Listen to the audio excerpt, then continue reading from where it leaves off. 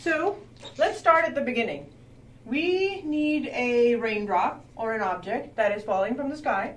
We need it to fall with a certain mg that it is falling with, and we need a drag force. Since drag is a resistive force, it is going to oppose the motion of the object. And this drag force is going to be given by BV, as we defined. And I am going to take my positive direction to be y because I can, right? So, and also we need to define some initial conditions for this. So I'm going to say, at the point of release, my initial velocity is 0, and my object is going to fall only under the influence of gravity and gravity alone.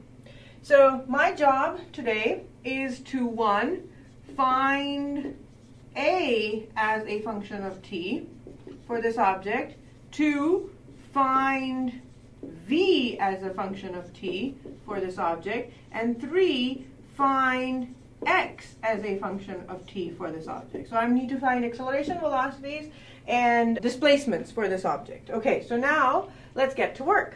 Now, in order to calculate acceleration of this object, which is falling, I'm going to go back and talk about my favorite Newton's laws, right? So, in order to write Newton's laws, what is it going to be? It is going to be sigma Fy, which is going to be mg.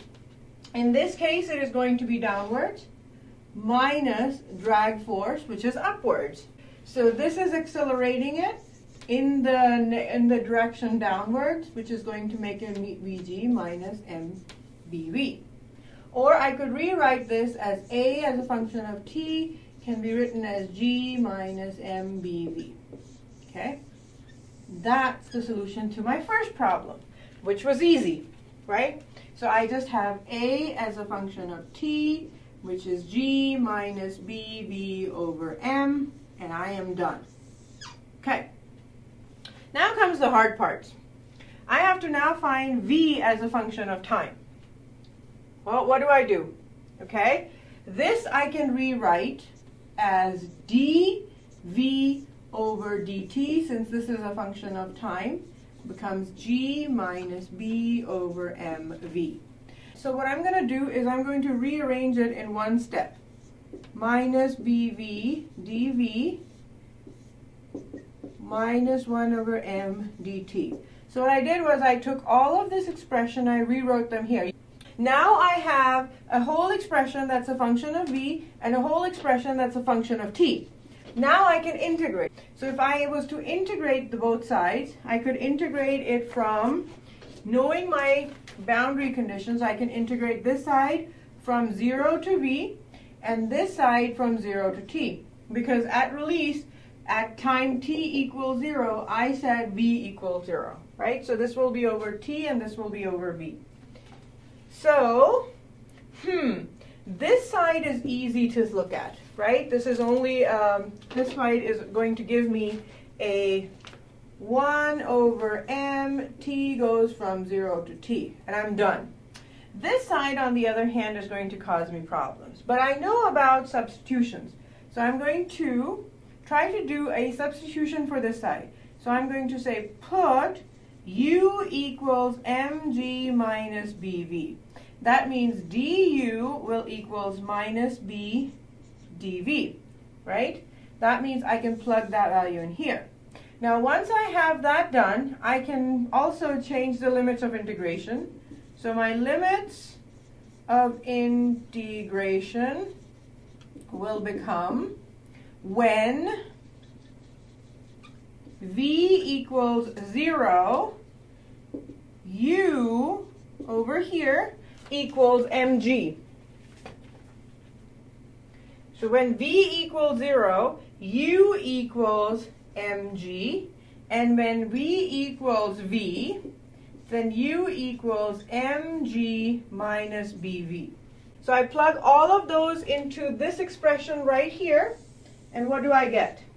I get mg from here to mg minus bv from here, 1 over u, and then from here I get a du over minus b.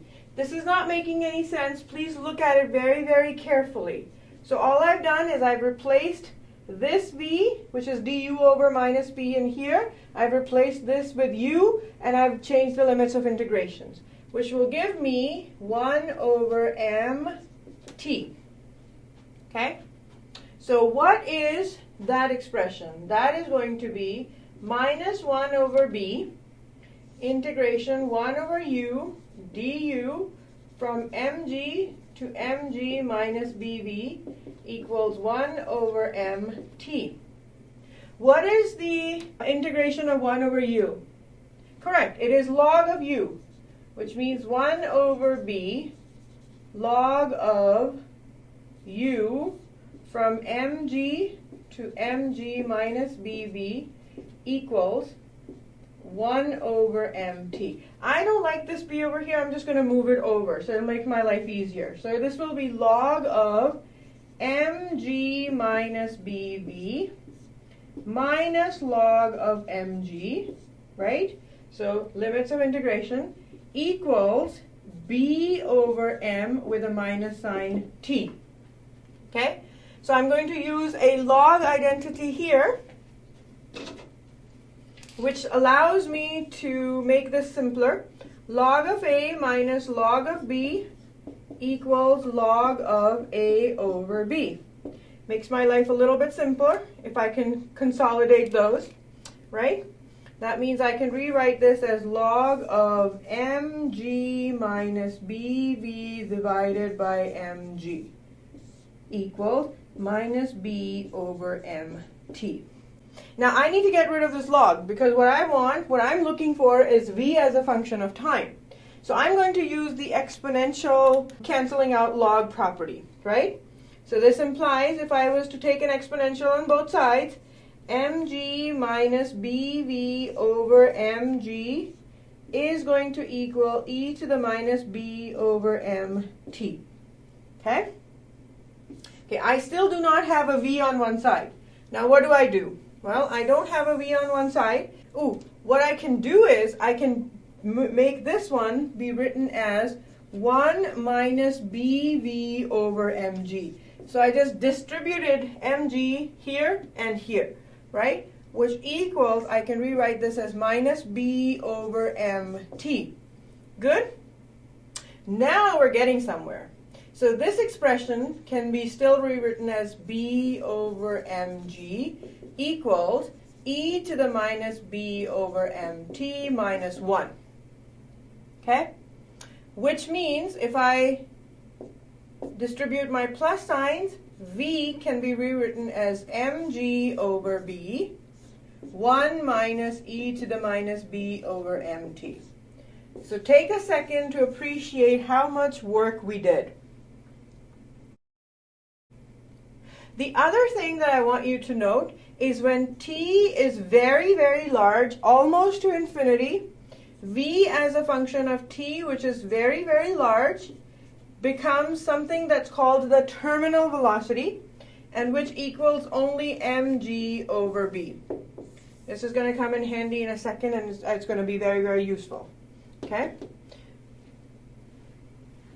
This brings me to the second point. I have just calculated for 2, v as a function of time is now, I'm going to just copy over from there, mg over b, 1 minus e to the minus b over mt, which is what the expression in your book should be. And v terminal is going to be given by this. Whew. Perfect. Done.